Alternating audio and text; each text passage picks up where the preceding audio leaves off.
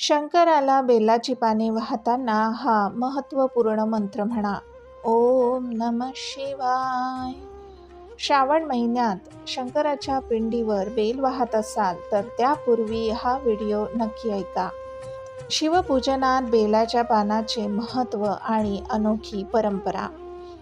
भगवान शंकराच्या पूजेस अनन्यसाधारण महत्त्व आहे. त्यातल्या त्यात पूजेत बेलाचे पान असणे फार महत्त्वाचे आहे.